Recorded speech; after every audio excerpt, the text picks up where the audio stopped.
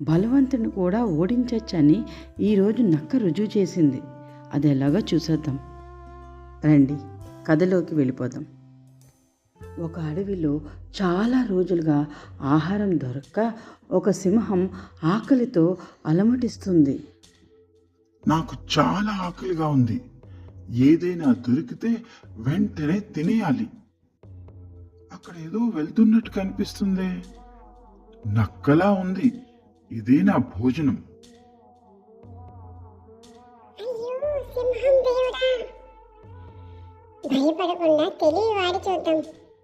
నక్క, ఈ రోజు నువ్వే నా ఆహారానివి. సింహరాజా, నన్ను తినే ముందు ఒక్క విషయం తెలుసుకోండి. ఈ అడవికి నిజమైన రాజు నేనే.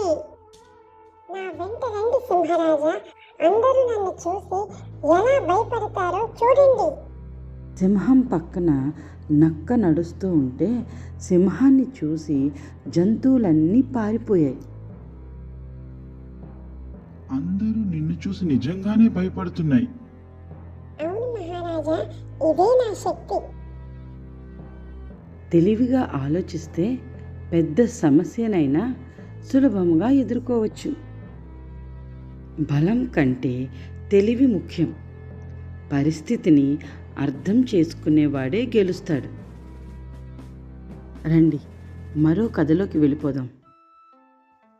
నక్క కొంగ మంచి స్నేహితులు. నక్క కొంగని తన ఇంటికి భోజనానికి పిలుస్తుంది. స్నేహితుడా, నా ఇంటికి భోజనానికి రా. ధన్యవాదాలు నక్క, తప్పకుండా వస్తాను. నక్క ప్లేట్లో సూప్ వేసి తినమంది. ఇది నేను తినలేకపోతున్నా. అయ్యో, నీకు తినడం రాదేమో. కొంగ నక్కకు బుద్ధి చెప్పే ఆలోచనలో పడింది. సరే నక్క బావా, నువ్వు రేపు మా ఇంటికి రా.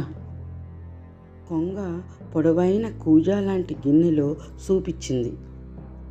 ఇది నేను తినలేకపోతున్నా. అయ్యో, నీకు తినడం రాదేమో. నక్క తన తప్పును తెలుసుకుంది.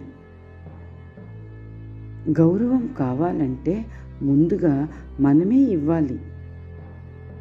ఇతరులను ఎలా ట్రీట్ చేస్తే మనకు కూడా అలానే తిరిగి వస్తుంది. మీకు ఏ నక్క కథ బాగా నచ్చింది?